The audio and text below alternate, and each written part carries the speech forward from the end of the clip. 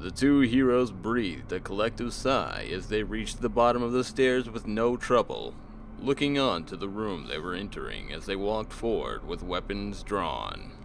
Torches on each of the four walls inside the new room revealed to the duo that they had discovered a torture dungeon. Inside the spacious dungeon, they walked forward, surveying their surroundings cautiously, letting the crimson-splattered stone floor beneath them act as an omen. A torture rack laid along the north wall to their left, with a guillotine in the northeast corner of the room. The east wall had another large wooden double door in the center of it, with an iron maiden sitting in the corner to the door's right. The south wall ahead of them was a large contraption with a wheel hanging in the middle of it, blood-stained straps dangling off the rim of the wheel where the victim would be hung. To the hero's right was the room's west wall, which interested the duo the most. Along the west wall was the usual chains and shackles to hold victims, and while expecting to find only bones and bloody cuffs, there was instead a human. Alabaster and Vaius strolled casually up to the man who was bound in chains, unclear if his giant beard, long stringy hair, and many scars indicated if he was a long-time victim or just gross. The man hung from the wall motionless, except for his breathing. One of Alabaster's gauntlets reached and picked the man's head up, revealing a face full of fresh cuts and bruises. "There's no way." Alabaster looked to Vaius as the Daemon grinned proudly, digging through his satchel in search of something. "Ah, there it be." Vaius quietly whispered to himself as he raised a wanted poster from his bag, holding the sketch of a wanted bandit next to the victim's face. After moments of study, Vaius lowered the parchment and nodded to Alabaster in agreement. "Well, it seems you were right again, Vaius. You'll have your bet money once we leave," Alabaster said as he dropped the head to let it hang once more. "How did you even figure we could possibly find this bandit here?" "The neighboring town wants him for the murder of 3 small girls. A man like this would have search parties at his back for days. With all this happening only a few mountains over there was a good chance of him running into the wrong cave for cover and meeting a hungry dragon or a bored necromancer." 3 birds, 1 stone. I applaud your ingenuity, Vaius. Now, do we take him captive before or after we deal with the necromancer? Alabaster questioned as he began looking around for keys on the walls for the shackles. A screaming gasp for air surprised Alabaster as he turned to see Vaius's greatsword being pulled from the man's chest. "What in Kellenvor's name are you doing, Vaius?" "The parchment stated dead or alive." Alabaster hurled his shield at the chains holding the dying man up, bursting them with great force as the man slumped forward. "All in due time. But not only do we get more gold with him alive, but that town deserves branding their own justice."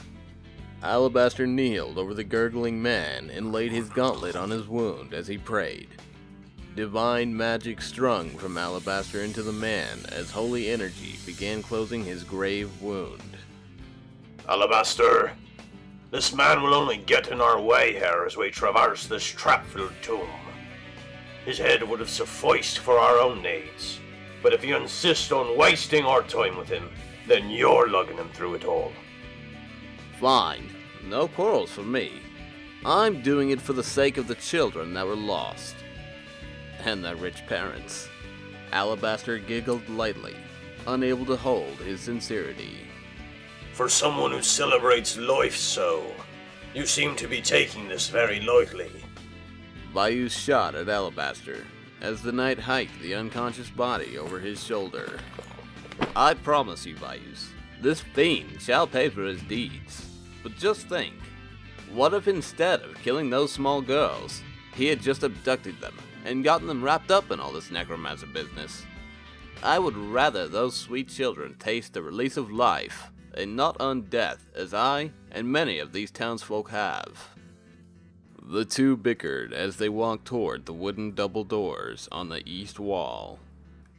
That's a foolish way of thinking, Alabaster. And I don't very much agree.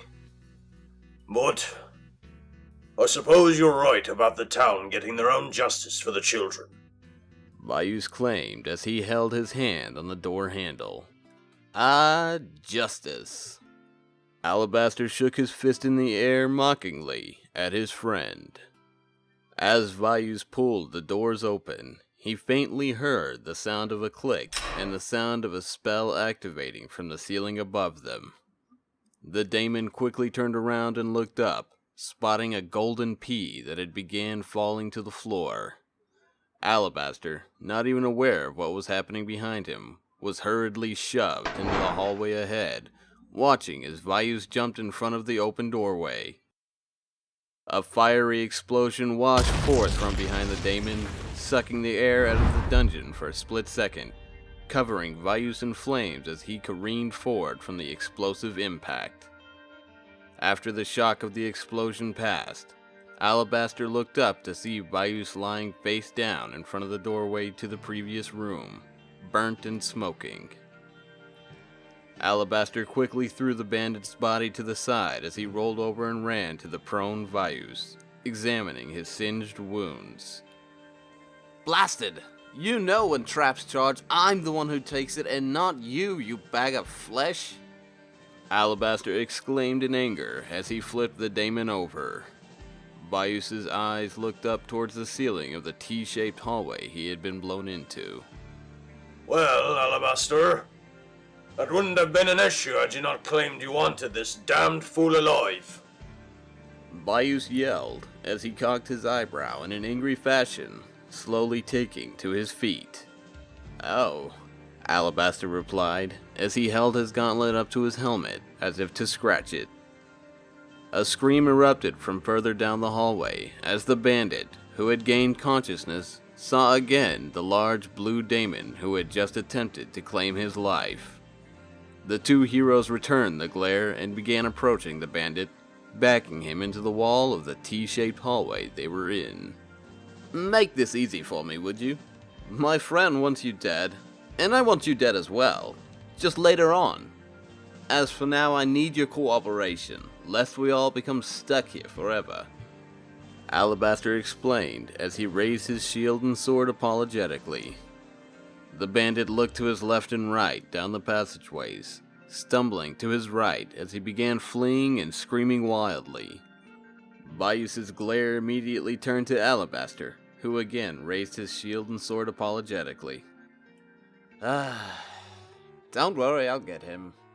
Alabaster sighed as he began charging after the bandit, waving off Vaius's leer. No, please, the voices! They told me to do it! The bandit wailed as he ran, flailing his arms recklessly. Well, could they please order you to drop to the floor? Alabaster stopped abruptly as he witnessed the bandit's foot step on a slab of stone that caved in under his weight. Another quick scream erupted as the bandit felt the floor beneath him quickly open into a hole. Alabaster heard a meaty squish followed by ghastly wheezing as he approached the edge of the pit. The knight stared down at the foolish bandit that laid impaled by multiple spikes protruding from the pit's bottom. Oh, for Kellenbor's sake! I wasted precious divine magic on you and then you go and muck it up by proving Vaius right? Another gurgled wheeze answered the knight as the bandit stretched his arm into the air. Well, fine then, Alabaster replied to the groan as he hurled his shield into the bandit's head, ending his suffering. As the shield returned to Alabaster's hand, he accidentally bumped backwards into Vaius, whom he hadn't heard behind him. I still won that bet. The Daemon looked down, smirking at Alabaster as the knight surveyed the door across the pit that had opened. What do you propose might be in it? Vaius questioned. Well, as of now, I'm not seeing a latch or a lever for the pit. So maybe we just go back the other way. Alabaster answered quickly, for fear of the Daemon tossing him over to find out. The two heroes walked down the opposite side of the hallway, noticing an elevation in the hall as they walked forward. At some 40 feet from the pit, the duo reached an ornate oakwood door with elvish inscriptions on its borderings. Vaius began inspecting all sides of the door and the handle for any possible signs of traps before being shoved over by his impatient friend. What did I say about traps? I can handle it. Now please, back up. Alabaster ordered smugly. Vaius, also eager to move on, shuffled backwards, watching as his ally valiantly turned the door latch. Another click echoed through the hallway, even Alabaster hearing this one, as the wall to the knight's left violently lifted up. The moaning of rock grinding on stone immediately filled the hallway, as a boulder the size of Vaius himself emerged from the new hole in the wall, threatening to crush Alabaster to dust. With a reflexive dive towards Vaius, Alabaster saved himself just in the nick of time to escape being flattened. The loud crack of rock smashing against stone wall almost deafened the two warriors, as the sound reverberated in the small hallway. In horror, Alabaster and Vaius looked to the floor and back to each other, as they quickly realized the reasoning of the slope in the hallway. Elbows and shoulders slapped together as the two scrambled down the hallway as the boulder began chasing them with increasing speed. Vaius, quickly seeing that the two wouldn't make it back to the hallway entrance to save themselves in time, gripped Alabaster's arm as the blue Daemon hastily chanted a short-range teleportation spell upon the two. Landing back in the forked hallway passage, the two heroes looked behind them, as not half a second later, the boulder raced down the hallway, landing in the pitfall that had swallowed the bandit. Alabaster poked his head around the corner, seeing that the boulder had now given them a bridge to the previously cut-off room. The heroes moved to the center of the T-shaped hallway and looked both ways. One end had the unopened pit door, and at the far end, it seemed to open up to a large sanctuary hall. Alabaster and Vaius looked back to each other and nodded, bringing both of their hands close to each other with a fist on top of an open palm. 1, 2, 3. The heroes said in unison as they bobbed their hands up and down before finally revealing different hand gestures at the count of 3. Oh! Barrates, man. I get the pit door then. Vaius claimed as he proudly pumped his fist in victory over Alabaster. Right. Well, I was going to give you the choice anyways, for saving my shining bottom from being crushed. But you know, I just love seeing how cute you get when you win. Alabaster quipped as he turned and walked back up the sloped hallway.